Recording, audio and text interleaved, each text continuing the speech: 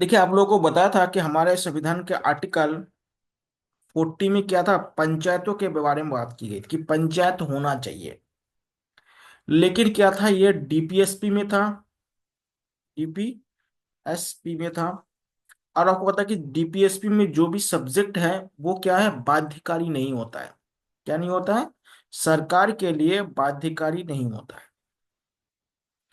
तो आजादी के बाद क्या है, जब तक क्या है पंचायती राज को संवैधानिक दर्जा नहीं मिला, उससे पहले हमारे जो सरकारें हैं वो क्या है, पंचायती राज को सीरियसली नहीं लिया। मतलब कभी लागू कर दिया, कभी लागू नहीं किया, अपने मर्जी से कुछ करते रहे। लेकिन क्या है, ये क्यों करते रहे, इसके भी बहुत सारे रीजंस थे। क्योंकि हमारे पास कोई स्ट्रक्चर नहीं था आजादी के बाद। देखिए, आजादी से पहले हमारे देश में जो लोकल गवर्नमेंट होते थे वो केवल क्या है, शहरों में होता था। ग्रामीण स्तर पर क्या था, इस तरह कोई लोकल गवर्नमेंट नहीं हुआ करता था।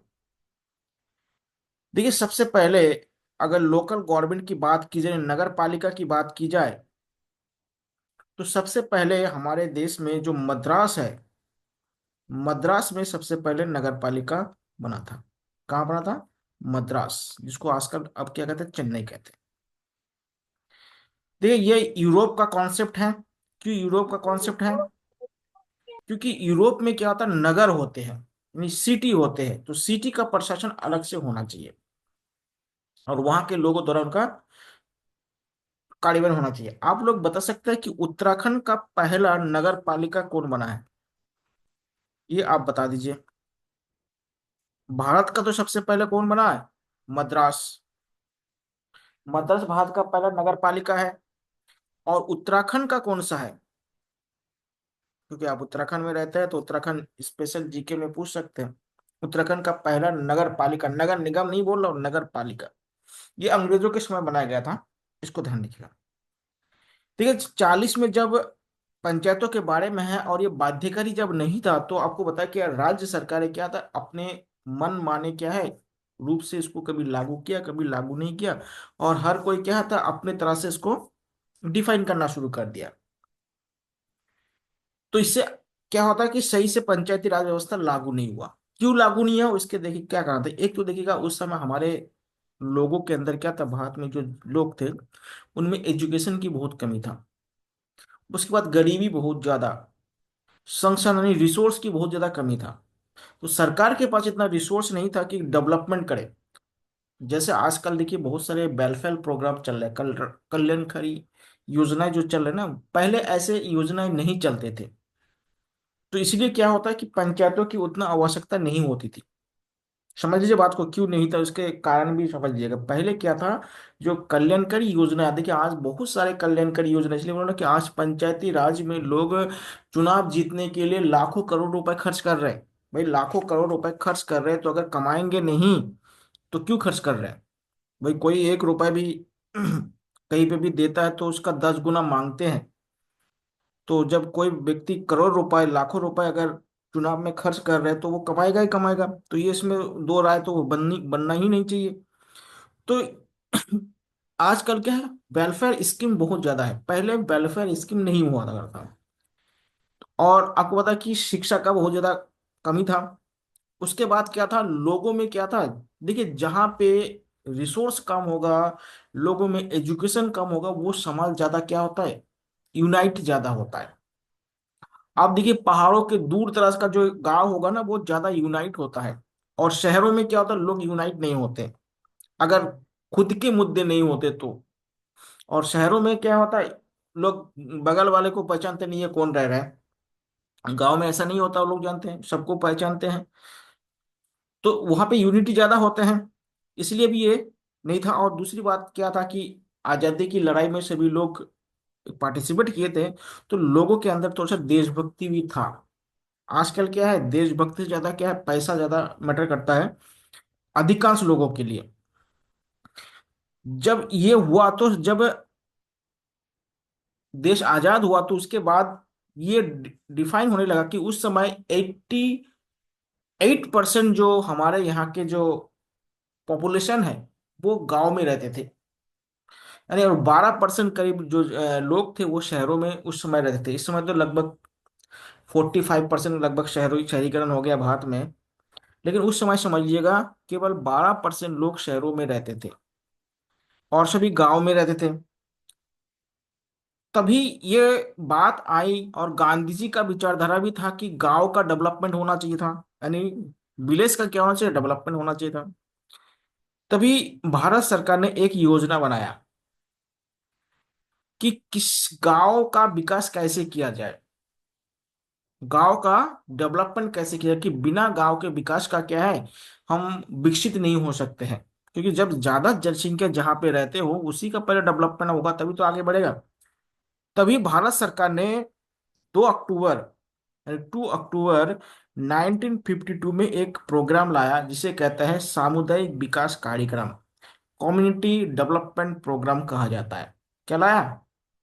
2 अक्टूबर 1952 को क्या लाया? सामुदायिक विकास कार्यक्रम या कम्युनिटी डेवलपमेंट प्रोग्राम लाया, कि उस समय के जो कम्युनिटी था, जो भी गांव के लोग रहते थे, उनका कैसे डेवलपमेंट किया जाए। इसके लिए क्या है, एक कमेटी बनाया गया, एक पता कि इसको कैसे किया जा सके। तो ये जब प्रोग्राम बनाया गया तो गांव में एक तो क्या है, जो कर्मचारी होते थे वो नियमित नहीं थे। और दूसरी बात है कि गांव में जो कर्मचारी है वो गांव के विकास में क्या होता है, ज्यादा भागीदारी भी नहीं निभाते थे। क्योंकि गांव में उस समय जाना बहुत ही क्या है, दूरस्थ एरिया था। आप बताइए, प्लेन में भी उस समय के गांव में जाना उतना क्या था, रास्ते वगैरह नहीं था, रिसोर्स नहीं था, बिजली नहीं था, कोई शहर के लोग तो जाते नहीं। क्योंकि जो कुछ भी पढ़े लिखे लोग थे अधिकांश शहर से ही गांव जाते थे। तो गांव में कोई जाना नहीं चाहते थे। आजकल क्या है, सरकारी जॉब कहीं पे भी मिल जाए लोग जाने के लिए तैयार हो जाएगा। पहले लोग जाना नहीं चाहते थे। तो देखा कि क्या है, सरकार ने जो भी परियोजना या योजना लागू किया है वो क्या है, ग्राउंड स्तर पर पहुंच नहीं पाया। जो सरकारी कर्मचारी है वो अपने खाते में लिख देता कि वो गांव में पहुंच गया, ये हो गया। लेकिन क्या होता है, उसका कोई जांच वगैरह नहीं है, निरीक्षण वगैरह नहीं होते थे। जब ये नहीं हुआ तो धीरे धीरे क्या हुआ, सरकार को समझ में आ गया कि जो हम लोग बजट एलोकेशन कर रहे हैं, जो सामुदायिक विकास करने के लिए, वो क्या है, गांव तक नहीं पहुंच पा रहा है। तभी भारत सरकार ने 1956 में एक काम किया कि ये जो सामुदायिक विकास कार्यक्रम जो शुरू किया गया, उसके जांच करने के लिए एक समिति बनाया गया था जिसे बलवंत राय मेहता समिति कहा जाता है। ध्यान दीजिएगा, 1957 में क्या बनाया गया, ये जो सामुदायिक विकास केंद्र है इसकी जांच करने के लिए क्या बनाया गया, बलवंत राय मेहता कमेटी बनाया गया। ध्यान दीजिएगा, सामुदायिक विकास कार्यक्रम पर क्या है, उसको जांच करने के लिए, विचार करने के लिए, क्या ये सही से काम कर पा रहे हैं कि नहीं कर पा रहे। तो इसके लिए कौन सा समिति बनाया गया, बलवंत राय मेहता समिति बनाया गया। और बलवंत राय मेहता समिति जब बनाया गया तो इन्होंने जब जांच किया तो उन्होंने पाया कि क्या है, कि जो सामुदायिक विकास केंद्र ने जो बनाया था वो क्यों विफल रहा, यानी वो सही से काम क्यों नहीं कर पा रहा है। तो इसके बहुत सारे उन्होंने कारण बताए थे, उनमें से कुछ कारण आपको बता रहा हूँ, ध्यान दीजिएगा। उसमें से मेनली जो कारण थे वो क्या था, एक तो लोगों में शिक्षा की कमी, पहुंच की कमी, ट्रांसपेरेंसी की कमी, बहुत सारे ये सब कमी था। तब भारत सरकार ने देखा कि इस तरह से डेवलपमेंट नहीं हो सकता है गांव का। तब उन्होंने, भारत सरकार ने बोला कि बलवंत राय समिति को अनुशंसा देने के लिए बोला कि ग्रामीण विकास कैसे किया जाए, यानी ग्रामीण डेवलपमेंट कैसे किया जाए। तो ग्रामीण डेवलपमेंट करने के लिए बलवंत राय मेहता ने बोला कि जो ग्रामीण परिवेश है उनको 3 भागों में डिवाइड कर दीजिए। उनको क्या, 3 लेयर बना दीजिए। एक जिला स्तर पर बना दीजिए, एक ब्लॉक स्तर पर जिसको पंचायत कहते हैं, पंचायत समिति कहते हैं, और एक ग्राम स्तर पर बना दीजिए जिसे पंचायती राज भी कहा जाता है। जिसे क्या कहता है, पंचायती राज।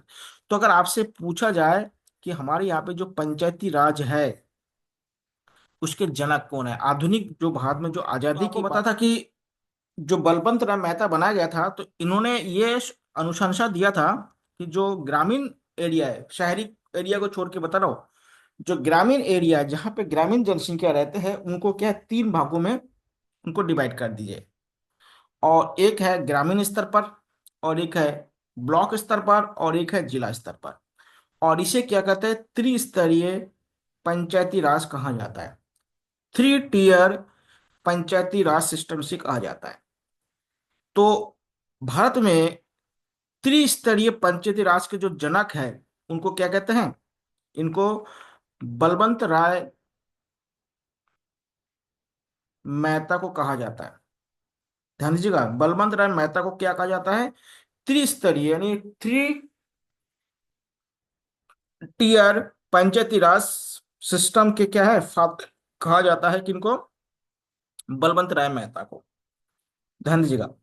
लेकिन एक बात ध्यान, अगर आपसे अगर पूछा जाए कि आधुनिक भारत में जो स्थानीय स्वशासन के जनक किसे कहा जाता है, स्थानीय स्वशासन या लोकल प्रशासन के शासन के जनक किसे कहा जाता है, तो आप लोग लिखिएगा लॉर्ड रिपन को कहा जाता है। ध्यान दीजिएगा, आधुनिक भारत में। लेकिन अगर त्रिस्तरीय पंचायती राज की बात करें तो त्रिस्तरीय पंचायती राज का जो जनक है वो कौन है आपका, वो है आपके बलवंत राय मेहता। तो इन्होंने 3 स्तर पर डिवाइड किया है कि जो ग्रामीण एरिया है उसको 3 स्तर पर किया है, ग्राम स्तर पर, उसके बाद पंचायत या ब्लॉक स्तर पर, और जिला स्तर पर। अब देखिए इसमें जो ग्राम स्तर पर होता है जिसमें ग्राम प्रधान बनते हैं। क्या बनते हैं, ग्राम प्रधान बनते हैं। एक बात ध्यान से, तो ग्राम प्रधान का जो चुनाव होता है वो प्रत्यक्ष होता है। उत्तराखंड में जो नियम है वो बता रहा हूं आपको, उत्तराखंड में क्या होता है। ग्राम प्रधान का जो चुनाव होता है वो कैसे होता है, प्रत्यक्ष होता है। ध्यान रखिएगा, ग्राम प्रधान का चुनाव क्या होता है, प्रत्यक्ष होता है। और ग्राम प्रधान के साथ साथ कुछ सभासद भी होते हैं। क्या होता है, सभासद जिसे कहते हैं। तो ध्यान रखिएगा, ये जनसंख्या पर निर्भर होता है कि गांव में कितने सभासद होंगे क्या नहीं होंगे। ध्यान दीजिएगा। देखिए ब्लॉक स्तर पर क्या होता है, ब्लॉक स्तर पर पहले बीडीसी मेंबर चुने जाते हैं। आप लोग जानते हैं सभी, इसको कहते हैं ब्लॉक डेवलपमेंट काउंसिल कहा जाता है। ब्लॉक डेवलपमेंट काउंसिल कहा जाता है। देखिए बीडीसी जो मेंबर है इनका जो चुनाव होता है ये प्रत्यक्ष होता है। आप लोग देखे होंगे अभी उत्तराखंड सरकार का अनुमान है कि अप्रैल मई में चुनाव करवाने का, पंचायत का चुनाव। तो उसमें आप लोग और बेहतर बेहतर जान पाएंगे। तो बीडीसी मेंबर क्या होता है, इनका चुनाव क्या होता है, प्रत्यक्ष होता है। लेकिन यहाँ पे जो ब्लॉक होता है इनमें जो मुखिया होते हैं उनको ब्लॉक प्रमुख कहते हैं। क्या कहते हैं, ब्लॉक प्रमुख कहा जाता है। आप लोग सुने होंगे ब्लॉक प्रमुख। जो ब्लॉक प्रमुख का जो चुनाव होता है ना वो अप्रत्यक्ष होता है। कैसे होता है अप्रत्यक्ष, ये क्वेश्चन पूछे गए, ध्यान रखिएगा।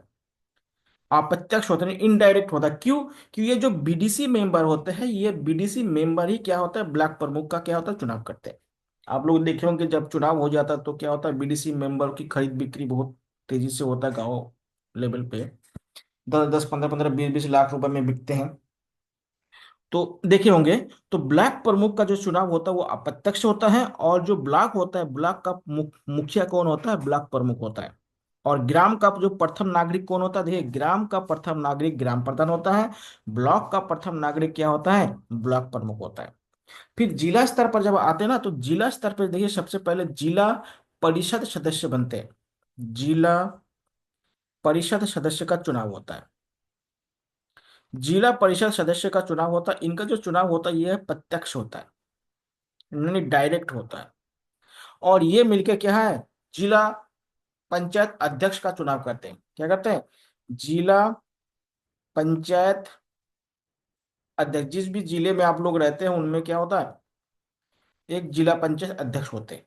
जो क्या होता है, जिला परिषद के जो सदस्य होते हैं चुनते हैं। और ये क्या होता है, अप्रत्यक्ष रूप से चुने जाते हैं। इनको ध्यान रखिएगा। और ये क्या होता है, ये जो चुनाव होता है ये ग्रामीण परिवेश में होता है, शहरी शहर वाले इलाके में नहीं होता। अभी देखिए जो नगर पालिका का हुआ ना केवल शहरों में हुआ है। अभी जो अप्रैल में होने वाला जो पंचायती राज की चुनाव वो केवल ग्रामीण परिवेश में होगा, जहां जहां ग्रामीण एरिया होगा उसमें होगा। ठीक है, जहां जहां ग्रामीण परिवेश होगा वहां वहां गया होगा, चुनाव होगा। तो त्रिस्तरीय पंचायती राज के जनक कौन है? बलवंत राय मेहता को कहते हैं। और जो स्थानीय प्रशासन का जो जनक है भारत में, वो उसको लॉर्ड रिपन को कहा जाता है। इसको समझ में आ गया? अब देखिए यही, और इसे क्या कहते हैं? विकेंद्रीकरण कहा जाता है, यानी लोकतंत्र का विकेंद्रीकरण कहते हैं, डिसेंट्रलाइज ऑफ डेमोक्रेसी कहा जाता है। डिसेंट्रलाइज का मतलब होता है शक्ति का बंटवारा होना। शक्ति का जब बंटवारा होगा ना, तब काम सही से होता है। शक्ति अगर एक व्यक्ति के पास होगा तो वो निरंकुश बन जाता है। जितना शक्ति उतना क्या होता है, व्यक्ति निरंकुश होता है। इसको समझ लिएगा। जितने ज्यादा व्यक्ति के पास शक्ति होगा, व्यक्ति उतना ही ज्यादा निरंकुश होगा। ये पूरा क्या है, इतिहास का विषय वस्तु है। ध्यान दीजिएगा। अब ये जो विकेंद्रीय जो पंचायती राज है, इसको 2 अक्टूबर 1949 को लागू किया गया था। 59 को, सॉरी 59 को लागू किया गया था। कहाँ पे? राजस्थान में। राजस्थान में एक जिला है नागौर। राजस्थान के नागौर में इसको लागू कर दिया। तो सबसे पहले हमारे यहाँ पे त्रिस्तरीय पंचायती राज कहाँ पे लागू हुआ था? 2 अक्टूबर 1959 को लागू किया गया था। राजस्थान के नागौर डिस्ट्रिक्ट में लागू किया गया था। उसके बाद आंध्र प्रदेश में लागू किया गया। उसके बाद धीरे धीरे भारत के अलग अलग राज्यों में इसको लागू किया गया। ये तो क्या है, कांग्रेस की सरकार ने लागू किया। अब जानते हो 1977 में क्या है, कांग्रेस की सरकार पहली बार सत्ता से बाहर रही।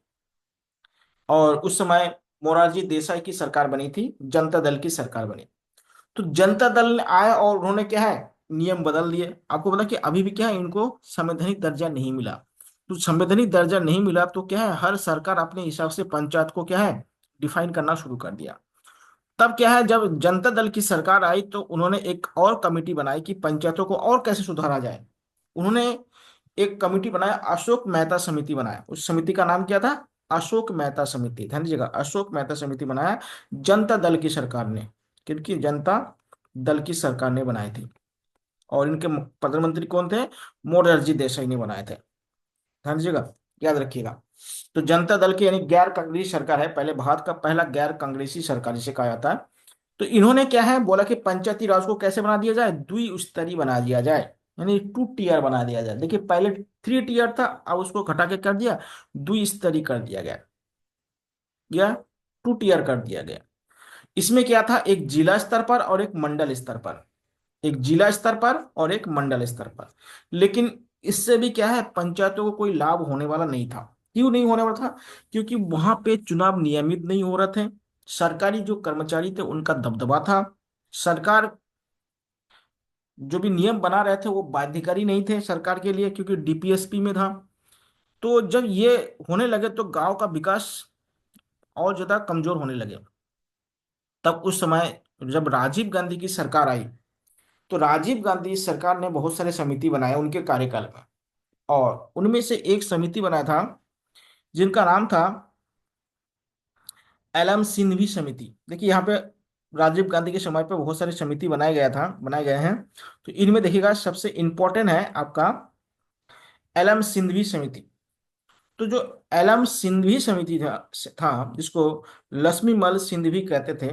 तो उन्होंने एक बात बताई, उन्होंने बोला कि पंचायतों को अगर सही से काम करवाया जाए या उसका डेवलपमेंट किया जाए तो उसको संवैधानिक दर्जा दिया जाए। कि उसको संविधान में उसको मेंशन कर दे तो क्या होगा, जिससे सरकार अपने मन माने क्या होता है, नया नया कानून नहीं बना पाएंगे। और जो कर्मचारी है वो भी क्या है, मन माने कानून नहीं बना पाएंगे। तो इस पर बहुत समय तक विचार विमर्श चला। और विचार विमर्श चलने के बाद जब यहाँ पे पीवी नरसिम्हा राव जी की जब सरकार आई, जब 1992 में, 1992 में, तभी क्या है, 73वें संविधान संशोधन और 74वें संविधान संशोधन किया गया था, जो आपको पहले बताया था। जो आपको शेड्यूल बताया था, अनुसूची बताया था 11 और 12।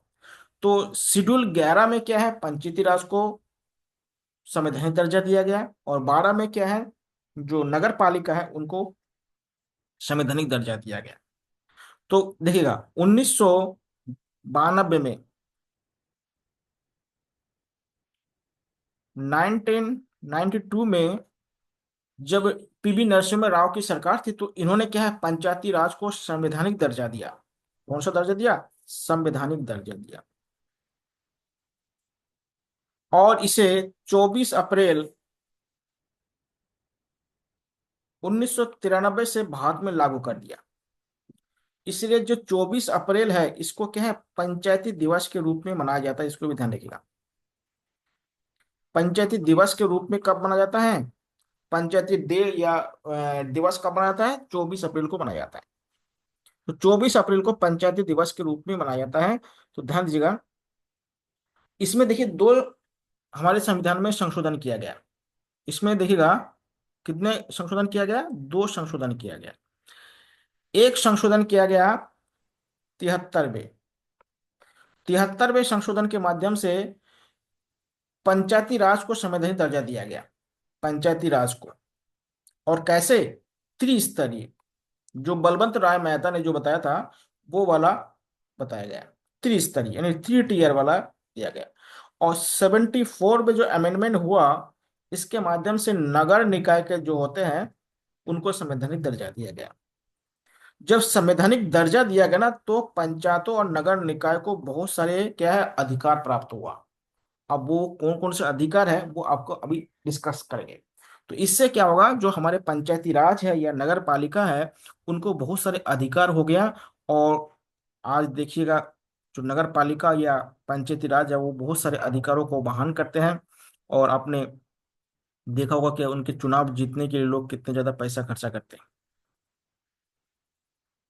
तो ध्यान दीजिएगा। ठीक है, 73वें और 74वें संविधान में संशोधन किया गया। 73 में पंचायती राज है और 74 में क्या है, नगर पालिका है। इन दो में देखिए, इसमें क्या है, हमारे संविधान के जो पार्ट भाग 11th है उसमें पंचायतों का जोड़ा गया है। और 9A में क्या है, नगर पालिका को जोड़ा गया है। इन दोनों को याद रखिएगा, बहुत बार क्वेश्चन पूछा है। हमारे भाग 9 में क्या है, पंचायत है। और 9A में क्या है, नगर पालिका के बारे में उल्लेख किया गया। अब देखिए ये जो प्रावधान किया गया, इसमें क्या क्या प्रावधान है, पहले इसको हम देख लेते हैं। इसमें क्या क्या प्रावधान किए गए हैं। सबसे पहले क्या है, शासन का विकेंद्रीकरण किया गया, डिसेंट्रलाइज ऑफ गवर्नमेंट किया गया। तो क्या है, डिसेंट्रलाइज किया गया। और डिसेंट्रलाइज किया गया, डिसेंट्रलाइज बहुत जरूरी था। क्यों, क्योंकि इससे क्या था, जो स्थानीय स्तर पर जो लोग हैं उनकी बातों को सुनी जाए। देखिएगा, आप लोग पढ़े हैं हमारे संविधान के आर्टिकल 19, अभिव्यक्ति की स्वतंत्रता। जब हम ग्रामीण क्षेत्र के लोगों की बात को सुनेंगे नहीं, तो फिर उनका ये आर्टिकल का मतलब क्या है। तो हर व्यक्ति को चाहिए, देखिए विचारधारा गलत नहीं होता है, हर विचारधारा का कुछ ना कुछ मूल तत्व होते हैं। अब वो क्या होता है कि समय परिस्थिति के अनुसार कौन सही होता है कौन गलत होता है वो अलग मैटर है। दुनिया में बहुत सारे विचारधारा है, वो एग्जिस्ट करता है। ऐसे नहीं कि केवल भारत में ही लोग रह रहे हैं। दुनिया में और भी बहुत सारे देश है, वहां पे अलग अलग विचारधारा के लोग रह रहे हैं। वो भी क्या है, एग्जिस्ट कर रहा है। लेकिन ये नहीं है, आप लोग आगे पढ़ेंगे। एक जैन धर्म में एक मान्यता है जिसको स्वैधवाद कहा जाता है। उसका मतलब होता है कि जो हम कॉन्टेक्स्ट जो होता है, कंटेंट या कॉन्टेक्स्ट जिसे कहते हैं, वो हर व्यक्ति का अलग अलग हो सकता है। और वो परिस्थिति पर निर्भर करता है। हो सकता है कि आज जो मेरा कॉन्टेक्स्ट है वो कल सही भी हो सकता है या कल गलत भी हो सकता है, आज सही भी हो सकता है। तो उसी प्रकार से क्या है, अभिव्यक्ति की स्वतंत्रता ग्रामीण क्षेत्रों के लोगों को देनी चाहिए, सबको देनी चाहिए। अब इसमें देखिए क्या किया गया, पहली बार क्या हुआ कि इसको जरूरत क्यों था, पहले समझिएगा। देखिए ये है हमारे सरकारी यानी गवर्नमेंट ऑफिस, कर्मचारी, गवर्नमेंट जो भी हमारे एम्प्लॉय है, गवर्नमेंट जो एम्प्लॉय है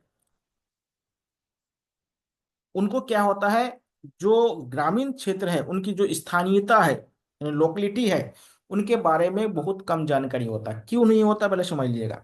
अगर मान लेते हैं चमोली का कोई व्यक्ति ग्राम विकास अधिकारी बन जाता है, और वो आ जाता है आपको कहाँ पे, उधम सिंह नगर में। उधम सिंह नगर में क्या बन जाता है, ग्राम विकास अधिकारी बन जाता है। ये वाला क्षेत्र चमोली में क्या है, पहाड़ी क्षेत्र है। उन्होंने जीवन में बचपन से क्या देखा है, पर्वत देखा, पहाड़ देखा, नाले देखा, जो भी देखा होगा उनके बारे में उन्होंने सोचा होगा, जो भी डेवलपमेंट हुआ। लेकिन यहाँ क्या है, मैदान है, तराई क्षेत्र है, यहाँ पे अलग सिस्टम है, मैदान या तराई वाला क्षेत्र कह सकते हैं। अगर यहाँ पे अगर ग्राम विकास अधिकारी बन जाते हैं और वो अपने अपने मन हिसाब से कि हमने जो बचपन में हमने जो किए हैं, जो उस हिसाब से आप काम करना शुरू कर देंगे, तो उधम सिंह नगर में इन्होंने जितने भी प्रोजेक्ट लगाएंगे वो 90% फेल हो जाएंगे। क्यों फेल हो जाए? क्योंकि उनको उस जगह के स्थानीयता के बारे में मालूम नहीं है। स्थानीयता बहुत जरूरी है। इसलिए देखिएगा, आप लोग अगर अच्छे एजुकेशन सिस्टम वगैरह पढ़े होंगे, स्वीडन या फिनलैंड के एजुकेशन सिस्टम को अच्छा क्यों माना जाता है आप लोग जानते हैं? क्योंकि वहां पे एक जो टीचर होता है, जो बचपन में जो स्टूडेंट होते हैं उनके साथ क्या होता है, क्लास फिफ्थ तक उनके एक ही टीचर होते हैं। और वही एक टीचर उनसे क्या होता है जिससे क्या होता है, उस टीचर के साथ क्या होता है, अपने जो भी बात करना है कर सकते हैं। अगर हर 2 महीने 3 महीने 1 साल में टीचर अगर बदल जाए, तो कितना दिक्कतें होंगे उन बच्चों को अपने अभिव्यक्ति करने में। बहुत सारी दिक्कतें हो जाती हैं। तो ये आजकल देखिए, दिल्ली में जो मॉडल है, या अभी उत्तर प्रदेश सरकार का जो मॉडल है, स्वीडन मॉडल लागू करने वाले हैं। तो एजुकेशन की नई तरकीब है। इसलिए क्या क्या कि जो सरकारी कर्मचारी होंगे उनके साथ साथ क्या होगा, जो उधम सिंह नगर में कोई भी जो ग्राम है, गांव है, वहां के एक ग्राम प्रधान चुने जाए और वो सलाह दे। वो क्या है, वो सलाह दे, इसका सभासद होगा, इनका ओपन बैठक होता है। आप लोग जानते हैं जो ग्राम पंचायत होते हैं उनका ओपन बैठक होता है। और ओपन बैठक में किसी भी मुद्दे पर क्या होता है, निर्णय लिया जाता है। और निर्णय लेने के बाद क्या होता है, जो भी बीडीओ होते हैं उनकी जो कागजी कार्रवाई होता है बीडीओ के दौरान। देखिए बीडीओ क्या होता है, केवल कागजी कार्रवाई करते हैं, नहीं प्रशासनिक कार्य करते हैं। लेकिन क्या डिसीजन लेना है ये बीडीओ नहीं लेते हैं, इसको ध्यान रखिएगा। जो विकास ग्राम विकास अधिकारी होते हैं, ये ग्रामीण स्तर पर क्या होना चाहिए क्या नहीं होना चाहिए इसका निर्णय नहीं लेते, बल्कि क्या होता है, जो प्रशासनिक कार्य होते हैं वही करते हैं। जैसे मान लिया कि उसका प्रिय जो भी कागजात बनता है, क्या प्रोसेस होता है, वो सारे कार्य करते हैं। इसलिए बहुत जरूरी है कि हर स्थानीय लोग क्या है, उनके अगर अपने क्षेत्र का शासन करे तो बेहतर से बेहतर काम कर सकते हैं। तो इसलिए क्या है, ये पंचायती राज को ज्यादा महत्व दी जाती है, यानी जो हमारे यहाँ पे लोकल गवर्नमेंट को इतना महत्व दिया था। देखिए इसमें एक बात कहा गया है कि जहां पर 20, जिन राज्यों में 20 लाख से कम जनसंख्या होगा वहां पे क्या होता है, ये लागू नहीं होगा। लागू नहीं होगा। जैसे आपका मणिपुर नागालैंड है ना, वहां पे जनसंख्या बहुत कम है। तो जहां पे 20 लाख से कम जनसंख्या है, वहां पे क्या होगा, पंचायती त्रिस्तरीय पंचायती राज को छोड़ दिया गया। एक बात ध्यान रखिएगा। और भारत में केवल पश्चिम बंगाल एक ऐसा राज्य है जहाँ पे जो यहाँ पे त्रिस्तरीय की जगह पे वो पे चतुर्स्तरीय है, उनमें 4 लेयर है। 4 लेयर क्यों है? क्योंकि वहाँ के जो दार्जिलिंग वाला जो क्षेत्र है, वहाँ पे अलग, क्योंकि जनजाति क्षेत्र है तो उनके लिए अलग सा प्रशासन है। इसको ध्यान देगा। दूसरा है कि सभी जो चुनाव होगा वो प्रत्यक्ष निर्वाचन के माध्यम से होगा। कैसे होगा? डायरेक्ट इलेक्शन के माध्यम से होगा। और कोई भी व्यक्ति जिनका उम्र 21 वर्ष से ज्यादा है, कितना वर्ष से, 21 ईयर से अगर ज्यादा है, तो वो चुनाव लड़ सकते हैं या उम्मीदवार बन सकते हैं। ध्यान दीजिएगा। जो भी व्यक्ति जिस भी पंचायत में रहते हैं, उनका उम्र अगर 21 वर्ष से ज्यादा है तो पंचायत राज का चुनाव लड़ सकते हैं। तो न्यूनतम आयु कितना है? 21 वर्ष। विधानसभा और लोकसभा के लिए कितना है? 25 वर्ष। राज्यसभा के लिए कितना है? 30 वर्ष। इसको याद रखिएगा क्रम से। तो ध्यान, ये 21 साल के व्यक्ति क्या है, चुनाव लड़ सकते हैं। लेकिन एक शर्त ये है, जिस ग्राम पंचायत में वो निवास करते हैं उसी ग्राम पंचायत में ही चुनाव लड़ सकते हैं। इसको ध्यान रखिएगा। अगर मान ले गांव ए है, अगर गांव ए का कोई निवासी है तो गांव ए में ही चुनाव लड़ेंगे। गांव बी में जाके चुनाव नहीं लड़ सकते, जहां पे उनका निर्वाचन मतलब मतदान वोटर आईडी जहां पे है उनका, उसी गांव में ही चुनाव लड़ सकते हैं। इसको ध्यान रखिएगा। दूसरी बात क्या है, यहाँ पे SC ST को क्या है, आरक्षण दिया गया, रिजर्वेशन दिया गया। क्या SC ST को क्या है, आरक्षण यानी रिजर्वेशन दिया गया। और रिजर्वेशन देखिए क्या होता है, ये भी क्या है, रिजर्वेशन को भी चक्रीय क्रम में दिया गया है, जिसको अल्टरनेटिव रूट कहा जाता है। क्या होता है कि एक मेल और पुरुष तो होता ही है, मेल और फीमेल, ये तो है ही है। उसके अतिरिक्त भी क्या है, अगर मान लेते कहीं पे भी ST SC है, और इसके साथ ओबीसी भी है, और इसके बाद जनरल भी है। तो इनको क्या है, एक चक्रीय क्रम के बाद दिया जाएगा। पहले बार एक मेल को दिया जाएगा, फिर एक फीमेल को दिया जाएगा, फिर मेल फीमेल, इस तरह से क्या होता है चलता रहेगा। और उसके बाद क्या, एससी एसटी ओबीसी को भी क्या है चक्रीय क्रम पे दिया जाएगा। अभी आप लोगों ने नगर पालिका में देखे होंगे। तो ये क्या है, चक्रीय क्रम से दिया जाएगा। कैसे क्रम होगा, चक्रीय क्रम, या अल्टरनेटिव रूट से इसको दिया जाएगा। महिलाओं को भी दिया जाएगा, पुरुष को भी दिया जाएगा, एससी एसटी को भी दिया जाएगा, ओबीसी को भी दिया जाएगा, जनरल को भी दिया जाएगा। उनको अलग अलग प्रोसेस उनको दी जाएगी। इसमें जो एस सी एस टी है उनको आरक्षण क्या होता है, जो भी सीटें होगी उनमें से एक तिहाई सीटें उनको दी जाएगी। एक सीट, तिहाई सीटों के साथ साथ क्या है, जो महिलाएं होंगी उनको भी एक तिहाई सीट देने की बात की गई। एक बात ध्यान दीजिएगा, जो मूल संशोधन जब किया गया था 73 बार, तो उसमें क्या है, महिलाओं को 1/3 आरक्षण देने की बात की गई है। लेकिन क्या है, उत्तराखंड गवर्नमेंट ने इसको क्या है 50% कर दिया गया।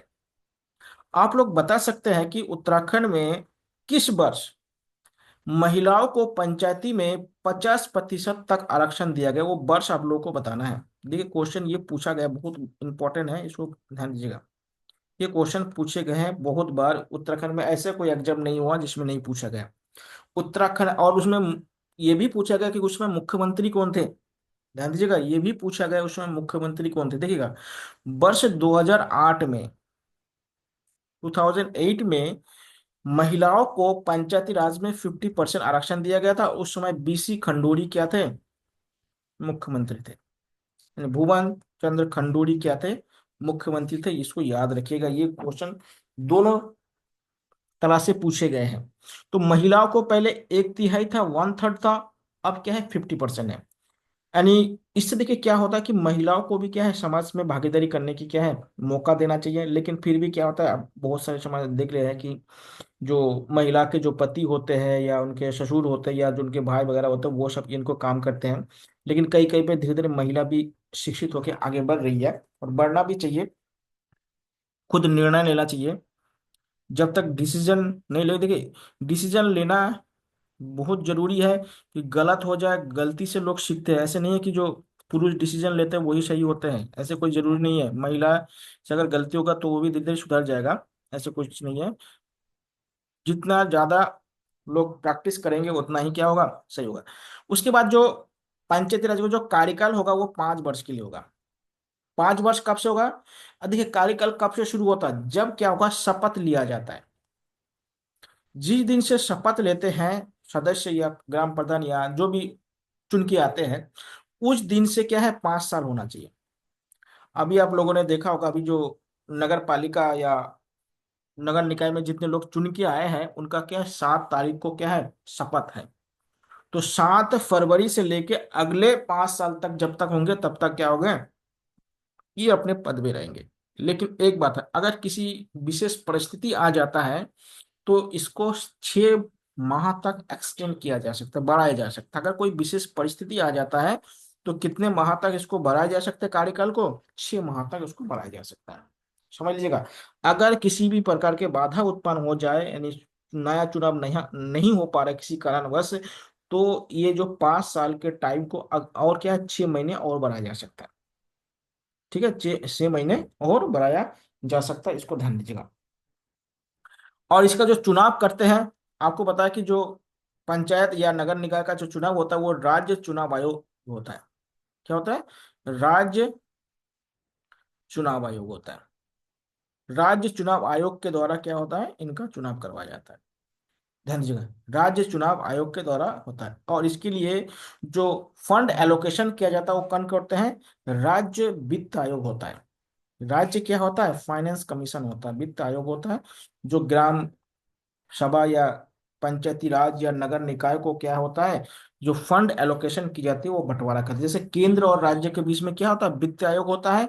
और राज्य वित्त आयोग क्या होता है, पंचायती राज और राज्य के बीच में फंड का क्या होता है, एलोकेशन करते हैं, यानी बंटवारा करते हैं। ध्यान दीजिएगा, तो कौन होता है, राज्य वित्त आयोग होते हैं। अब देखिए जो पंचायती राज में क्या होता है, जो पंचायती राज है उनमें क्या है, पंचायती राज को 29 सब्जेक्ट पे कानून बनाने का अधिकार है। कितने विषय पे कानून बना सकते हैं, 29 विषयों पे कानून बना सकते हैं। ध्यान दीजिएगा, बहुत इंपॉर्टेंट है, ये क्वेश्चन पूछे गए हैं। जो पंचायती राज है वो कितने विषयों में कानून बना सकते हैं? ध्यान दीजिएगा, जो पंचायती राज है, पंचायती राज संस्थाएं हैं, इंस्टीट्यूशन है, ये 29 विषय पे कानून बना सकते हैं, विषय पर कानून बना सकते हैं। ध्यान दीजिएगा। अब कौन कौन से कानून बना सकते हैं? जैसे क्या होता है, आप लोग देखे होंगे, गांव में मेले वगैरह लगते हैं, तो मेले से कर ले सकते, मेला में कर, मेला कर लगा सकते हैं। या किसी छोटे नदी पे पुल बनता है तो पुल पे कर लेते हैं, जिसको आप लोग कह सकते हैं टोल टैक्स, या जो भी ब्रिज बनता है उसमें टैक्स लगा लेते हैं। या कोई पार्किंग वगैरह अगर कोई बनता है उसके लिए होता है।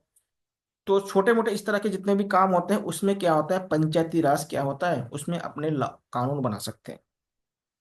ठीक है। और जो नगर निकाय होते हैं, नगर निकाय, ये कितने विषयों में कानून बना सकते हैं? 18 सब्जेक्ट पे कानून बना सकते हैं। जैसे आप लोगों ने देखा होगा, नगर की सौंदर्यीकरण, नगर में रोड वगैरह करना, या कभी नगर पालिका के कुछ स्कूलें भी होते हैं, या हाउस टैक्स वगैरह ले जाता है, या जल वितरण करते हैं नगर पालिका के द्वारा, तो ये बिजली का हो गया, तो ये सारे काम कौन करते हैं? नगर निकाय के द्वारा किए जाते हैं। तो नगर निकाय को क्या है, 18 सब्जेक्ट पे कानून बनाने का अधिकार है, और पंचायती राज को 29 विषय पे कानून बनाने का अधिकार है। इन दोनों को नोट कर लीजिएगा, नगर निकाय को 18 विषय और पंचायती राज को 29 विषय, नहीं 29 सब्जेक्ट पे लॉ बना सकते हैं। इनको भी देखना, ध्यान दीजिएगा। अब देखिए, ये कानून तो बना सकते हैं, लेकिन क्या है, और एक चीज ध्यान दीजिएगा।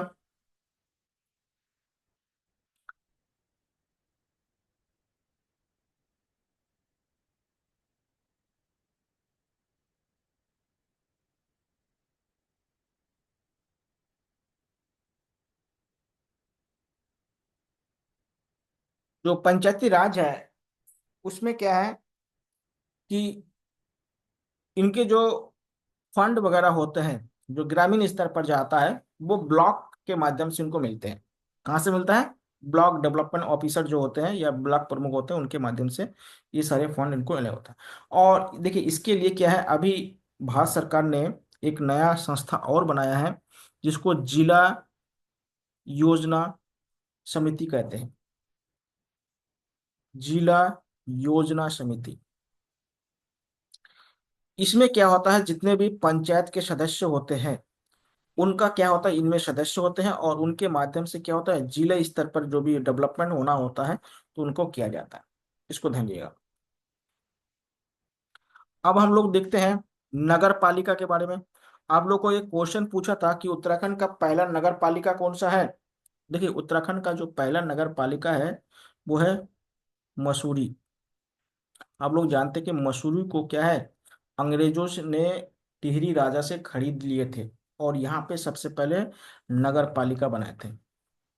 उत्तर भारत का पहला जल विद्युत सेंटर भी कहाँ बनाए थे? मसूरी में बनाए थे। तो उत्तराखंड का पहला नगर पालिका कौन सा है? मसूरी है। तो मसूरी को क्या है, अंग्रेजों ने टिहरी जो राजा थे उनसे खरीद लिए थे।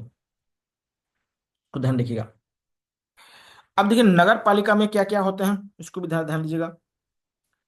देखिए, नगर पालिका में मुख्यतः 3 स्तर होता है नगर निकाय में, लेकिन क्या है, अभी इसको बढ़ा के क्या बना दिया है, 6 कर दिया गया। नगर निकाय नहीं, अर्बन बॉडी। अर्बन बॉडी में क्या है, मुख्यतः 3 होते हैं, लेकिन अभी इसको बढ़ा के 6 कर दिया गया। ये क्या क्या है? देखिए, जो न, अभी ग्रामीण क्षेत्र को छोड़कर अभी अभी नगर बने हैं, वहां पे उसको क्या कहते हैं, नगर पंचायत कहते हैं। ध्यान दीजिएगा, नगर निकाय का सबसे छोटा इकाई क्या होता है? नगर पंचायत। नगर पंचायत क्या होता है कि अभी अभी ग्रामीण क्षेत्रों को छोड़ के नगरीय अवस्था में आया। आप पहले ये बात समझ ले कि नगर क्या होता है, यानी सिटी किसे कहते हैं। देखिए, सिटी होने के लिए 2 कंडीशन बहुत इंपॉर्टेंट है। पहली बात क्या होता है कि सिटी में 75% जो लोग हो ना, वो गैर कृषक होना चाहिए, मतलब एग्रीकल्चर से जुड़े हुए नहीं होना चाहिए। 75% लोग, पहला कंडीशन। दूसरा कंडीशन ये होना चाहिए, उनका जो जन घनत्व है, क्या है, जन घनत्व यानी पॉपुलेशन डेंसिटी, वो क्या होना, 400 पर किलोमीटर, यानी 400 लोग पर किलोमीटर में रहना चाहिए। आप लोग देखिए पहाड़ों में बहुत सारे ऐसे है, छोटे छोटे गाँव, शहर है, उनको नगर पालिका में क्यों नहीं किया गया, क्योंकि वहां पे जनसंख्या नहीं होता है। तो नगर पंचायत बनने के लिए पहला कंडीशन क्या है कि 75% लोग गैर कृषक होना चाहिए, कृषि क्षेत्र से जुड़े हुए नहीं होनी चाहिए। और जनघनत्व कितनी होनी चाहिए, 400 व्यक्ति पर किलोमीटर में होनी चाहिए। ये नगर की क्या है, परिभाषा है। और इससे जितना ज्यादा होगा वो अलग बात है। तो अभी अभी गांव से जो नगर बनता है उसको क्या कहते हैं, नगर पंचायत कहते हैं। अब नगर पंचायत जब डेवलप हो जाते हैं तो उसको क्या कहते हैं, नगर पालिका कहा जाता है। और नगर पालिका जब और ज्यादा डेवलप हो जाता है तो इसको क्या कहते हैं, इसको कहते हैं नगर निगम कहते हैं। क्या कहते हैं, नगर निगम। तो नगर निगम क्या है, सबसे ऊंचा वाला पद है, यानी सबसे बड़ा होता है। नगर निकाय में यानी अर्बन बॉडी में सबसे बड़ा क्या होता है, नगर निगम कहा जाता है। उससे छोटा क्या होता है, नगर पालिका होता है। और सबसे छोटा क्या होता है, नगर पंचायत होता है। ठीक है, इसके जो अध्यक्ष होते हैं उसको कहते हैं चेयरमैन, या कई कई अध्यक्ष कहा जाता है, या चेयरमैन कहा जाता है, या चेयरमैन कहते हैं, या अध्यक्ष कहते हैं। नगर पालिका इसको भी अध्यक्ष कहते हैं। और इनके जो अध्यक्ष होते हैं उसको मेयर कहते हैं। और इन सबका जो चुनाव होता है वो उत्तराखंड में प्रत्यक्ष होता है। उत्तराखंड में क्या चुनाव होता है, प्रत्यक्ष चुनाव होता है। अभी आप लोगों ने देखा है, प्रत्यक्ष चुनाव होता है। लेकिन जैसे दिल्ली वगैरह में क्या होता है, दिल्ली में प्रत्यक्ष नहीं होता, पहले सभासद चुन जाता है, फिर सभासद लोग मिलके क्या होता है, अध्यक्ष को चुनते हैं या मेयर को चुनते हैं। या जैसे मुंबई वगैरह में होता है, बड़े बड़े जो नगर होता है उसमें ऐसे होते हैं। लेकिन उत्तराखंड में कैसे हैं, पहले सबका क्या है, प्रत्यक्ष चुनाव होता है, मेयर का भी और सभासदों का, या जिसको पार्षद कहा जाता है। सब क्या होता है, प्रत्यक्ष चुनाव के माध्यम से जीतते हैं। हाँ जी। और नगर निगम का पहला जो व्यक्ति होता है उसको मेयर कहते हैं। देखिए जो भी अध्यक्ष होंगे तो वो क्या होता है, नगर या नगर पालिका का प्रथम व्यक्ति होंगे। ध्यान दीजिएगा। और उत्तराखंड का पहला नगर निगम कौन सा है, देहरादून। उत्तराखंड का पहला नगर निगम कौन है, देहरादून। इसको भी आप लोग याद रखिएगा। और नगर पालिका कौन है, मसूरी। मसूरी नगर पालिका, और नगर निगम क्या है। अभी देखो उत्तराखंड में क्या है, जो नगर निगम है वो कितना हो गया, अभी 11 हो गया है, इसको ध्यान रखिएगा। पहले कितना था, 9 था, अभी इसको संख्या बढ़ा के कितना कर दिया, 11 कर दिया गया। तो वर्तमान में उत्तराखंड में नगर निगम कितने हैं, 11 है। कितने हैं नगर निगम, ये तो सामान्यतः ऐसे होते हैं। और कुछ ऐसे एरिया होते हैं जहां पे क्या होता है, इससे हटके कुछ होते हैं। जैसे कैंट एरिया, कैंट एरिया का नाम सुने होंगे आप लोगों ने, जहां पर सैन्य लोग रहते हैं, जो आर्मी का जो एरिया होता है उसको कैंट एरिया कहते हैं। वहां का जो चुनाव होता है अलग से होते हैं। क्यों होता है, क्योंकि जानते हैं कि जो कैंट एरिया में अधिकतर जो लोग रहते हैं ना, वो उस वहां का स्थायी नहीं होते हैं। वो बाहर से आए हुए लोग होते हैं, अधिकतर लोग बाहर से आए हुए होते हैं। तो उनका चुनाव थोड़ा सा प्रोसेस अलग होता है। दूसरा होता है बंदरगाह एरिया या सी पोर्ट एरिया। बंदरगाह क्षेत्र, जहां जहां पे सी पोर्ट होता है, यानी जहां पे एक्सपोर्ट और इंपोर्ट होता है, बंदरगाह होता है समुद्री किनारे पर, वहां का जो प्रशासन होता है या चुनाव होता है वो क्या होता है, सामान्य नगर पालिका जैसे नहीं होता। कि वहां पे क्या होता है, थोड़ा सा अलग प्रशासन चलता है। और तीसरा होता है नोटिफाइड एरिया। नोटिफाइड एरिया कहते हैं। देखिए अब बोले नोटिफाइड एरिया क्या होता है, ये भी क्या होता है, देखिए यहाँ पे कैंट एरिया में तो आर्मी के लोग होते हैं, और यहाँ पे क्या होता है, गवर्नमेंट एम्प्लॉय होते हैं अधिकतर। क्या होता है, गवर्नमेंट एम्प्लॉय होते हैं। यहाँ पे अधिकतर क्या होते हैं, गवर्नमेंट एम्प्लॉय होते हैं, तो उनका अलग से होता है इनका। या किसी किसी क्षेत्रों को क्या था अलग से, देखिएगा आप लोग देखे होंगे बहुत जगह अपने जो शहरों में, कुछ क्या होता है, सरकारी जो कर्मचारी हैं, उनके लिए अलग सा आवास एरिया होता है। तो उनके लिए क्या होता है, अलग से चुनाव होता है, उनका प्रोसेस अलग होता है। तो ये तीन चीज और समझ लीजिएगा। एक होता है कैंट एरिया जो आर्मी के लिए अलग से चुना हुआ होता है। एक होता है आपका बंदरगाह क्षेत्र होता है जहाँ पे जो बंदरगाह होते हैं, सी पोर्ट होते हैं, वहाँ के व्यवस्था के अनुसार वहाँ पे चुनाव अलग होते हैं। और एक होता है नोटिफाइड एरिया, क्योंकि यहाँ पे आम लोग नहीं रहते हैं। आम लोग का मतलब सामान्यतः लोग नहीं रहते हैं, यहाँ पे कोई विशेष प्रकार के लोग रहते हैं। चाहे वो आर्मी हो, चाहे बंदरगाह क्षेत्र में जो नेवी होता है, नेवी के कंट्रोल में रहता है। नोटिफाइड एरिया क्या होता है, जो गवर्नमेंट कर्मचारी होते हैं उनका एरिया में रहते हैं। आप लोग जानते हैं कि जो गवर्नमेंट कर्मचारी होते हैं वो क्या होता है, जो वोटिंग वगैरह होता है वो पत्र के माध्यम से देते हैं अभी भी। तो उनके लिए अलग सा प्रोसेस होता है। तो इनके बारे में समझ में आया कि भारत में जो नगर पालिका है उत्तराखंड में या भारत में, वो क्या है, मुख्यतः छह प्रकार के हैं। पहला है पंचायती अ, नगर पंचायत है, फिर नगर पालिका है, फिर नगर निगम है, कैंट एरिया है, बंदरगाह क्षेत्र है, और नोटिफाइड एरिया है। तो इस तरह से क्या है, उत्तराखंड में क्या है, ये क्षेत्र है। उत्तराखंड देखिए बंदरगाह क्षेत्र उत्तराखंड में है नहीं, तो इसको छोड़िए। नोटिफाइड एरिया मिल जाएगा, जहाँ पे सरकारी कर्मचारी वगैरह रहते हैं वो एरिया मिल जाता है। लेकिन उत्तराखंड में क्या है, सी पोर्ट नहीं है, लेकिन अलग अलग होता है। और आपको पता है कि उत्तराखंड में जितने भी नगर पंचायत हो या नगर पालिका हो या पंचायती राज में जो भी चुनाव होता है वो प्रत्यक्ष होते हैं। क्या होता है, प्रत्यक्ष होते हैं। तो इसको भी ध्यान रखिएगा। और उत्तराखंड का पहला नगर पालिका कौन है, मसूरी है। और उत्तराखंड का पहला नगर निगम कौन सा है, देहरादून है। और आपको एक बार बताऊं कि उत्तराखंड में किस राज्य में सबसे ज्यादा ग्राम पंचायत है। एक क्वेश्चन आप लोगों से पूछता हूँ। उत्तराखंड के किस जिले में, राज्य सॉरी, जिले में सबसे ज्यादा ग्राम पंचायत है, वो है पौड़ी गढ़वाल में। पौड़ी गढ़वाल में क्या है, सबसे ज्यादा ग्राम पंचायत है। उत्तराखंड में पंचायती राज अधिनियम कब लागू हुआ, पंचायती राज अधिनियम कब लागू हुआ, इसको भी याद रखिएगा, 2016 को। उत्तराखंड में ग्राम विकास संस्थान कहाँ पे है, ये आपका रुद्रपुर में। इनको भी याद रखिएगा। देखिए, इससे पहले उत्तराखंड में क्या, उत्तर प्रदेश में जो पंचायती राज था वही लागू था, और 2016 के बाद से क्या है, उत्तराखंड के अपने ही खुद क्या है, पंचायती राज अधिनियम है।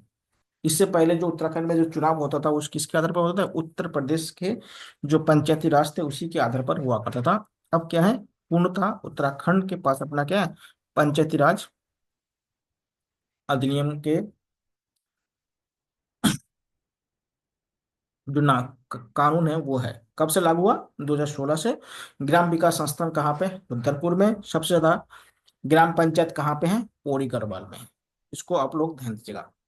अब बताइए, इससे कोई क्वेश्चन आप लोग का बन अगर है तो आप लोग क्वेश्चन पूछ सकते हैं। ये पंचायती राज यहाँ पे समाप्त हो जाता है। अब अगला टॉपिक शुरू करेंगे नेक्स्ट सेशन में।